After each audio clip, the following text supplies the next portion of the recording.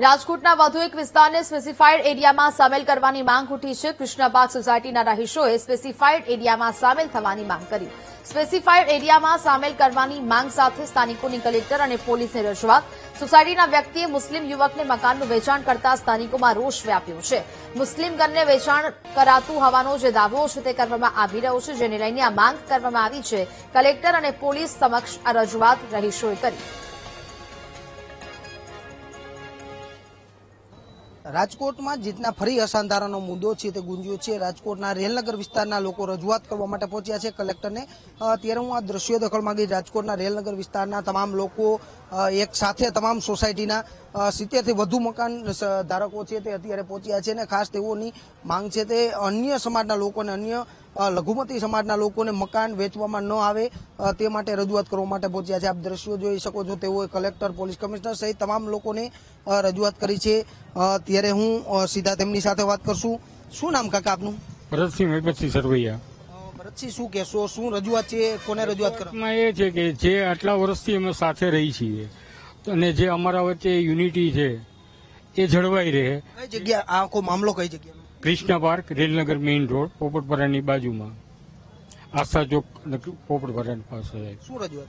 રજૂઆતમાં એ છે કે જે અમે અત્યારે એક સંપ્રદાયને હિન્દુઓ આપણે બધા રહેતા, અમારી સોસાયટીમાં લગભગ 70-80 મકાન છે। બીજો અમારા શેરી, બાજુની શેરી અને બીજી સોસાયટી કરી તો નહીં 250 થી 300 મકાનો છે અને ત્યાં બધા હિન્દુઓ છે અને બધા હિન્દુઓના તહેવાર ધામે ધૂમે આમ કહીને કે કોઈ ખામી નથી રાખતા, એવી રીતે બધા એક સંપ કરીને કરીએ છીએ। હવે જો એમાં એક વ્યક્તિ એવું આવી જાય તો નથી કહેતા અમે કે એવું કંઈ ન થાય, પણ અમે એવું ઈચ્છીએ છીએ કે આ વસ્તુ ન થાય। વેચવા માંગે છે આ મકાન? છે અમારા પાડોશી જ છે। તેને કીધું કોઈને આ વાત કરી કે આ હું આવી રીતે? ક્લિયર નથી બોલતા, પણ એમને જે રીતે મીડિયામાં અને જે રીતે એમને કરેલું છે એના ઉપરથી અને પ્લસમાં જે એમને વાત કરવાનો ટોન છે એના ઉપરથી એવું લાગે છે કે આ મકાન એ વેધરમીને વેચતા હોય। ચોક્કસથી અન્ય પણ બહેનો છે તેમની સાથે। બેન, શું નામ આપનું? મારું નામ નૈનાબા સરવૈયા છે। કૃષ્ણા પાર્કમાંથી આવું છું, રેલનગર વિસ્તારમાંથી। અને અમારી સોસાયટીમાં 77 ઘર છે, બધા હિન્દુના જ છે અને અમે હિન્દુ ધર્મ અપનાવીએ જ છીએ। સનાતન ધર્મ અમારો છે અને અમારા સોસાયટીમાં મંદિર છે, શિવ મંદિર। હવે અમે એવું નથી ચાહતા કે કોઈ મુસ્લિમ આવીને અમારી સોસાયટીમાં વસે, એટલે એના ઉપર અમારો આ વિરોધ છે કે એને વેચવું ના જોઈએ કોઈ મુસ્લિમોને। આજ અમે કઈ મુસ્લિમ વચ્ચે પહેલેથી રહેલા નથી તો અત્યારે બી અમે રહીએ એમ, એટલે અમારો એ જ ઓલો છે કે મુસ્લિમ ન આવવું જોઈએ। બીજી જ્ઞાતિ અમને કોઈ વાંધો નથી।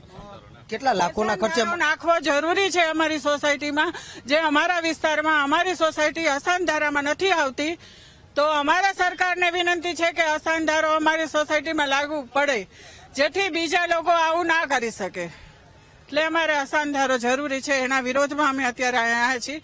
કલેક્ટર પાસે ગયા હતા, પોલીસ ચોકીએ ગયા હતા, અત્યારે તમારી પાસે આવ્યા છીએ કે તમે અમારી અવાજ ત્યાં સુધી, તંત્ર સુધી પહોંચાડો કે અમારી સોસાયટીમાં અસાનધારા લાગે। અન્ય બહેનો છે। બેન, શું કહેશો? જીતના મકાન વેચવાની આખી વાત છે લઘુમતી સમાજને, આને કઈ રીતે તમે જુઓ? આને અમે બધા સોસાયટી વાળા, મારું નામ અપર્ણાબેન ત્રિવેદી છે અને બધા સોસાયટી વાળા અમે એક સાથે અમે કહીએ છીએ કે અમે બધા હિન્દુ છીએ, તો હિન્દુમાં શું કામ અસાધારણ વ્યક્તિને આપણે રાખવા જોઈએ એમ, અને આપણે બધા હિન્દુ ધર્મ પાળીએ છીએ, તો આપણે હિન્દુ જ હિન્દુ એકબીજાની સાથે વિરોધ કરવાનો છે તો પછી આપણે હિન્દુસ્તાનને કેમ આગળ લાવી શકીએ? આપણે ઈ જોવાનું છે। એટલે તમે જો આપણે હિન્દુ જ હિન્દુને નહીં સમજી શકીએ તો બીજાને આપણે શું સુધારી શકવાના છીએ? એટલે અમારા બધાનો એવો વિરોધ છે કે તમે લોકો મકાન વેચો એનો અમને વાંધો નથી, પણ એવા વ્યક્તિને વેચો કે જેથી બીજા કોઈ વ્યક્તિને પરેશાની ન થાય, એટલી અમે મહેરબાની કરીને તમે લોકો અમને સાથ સહકાર આપો, બસ।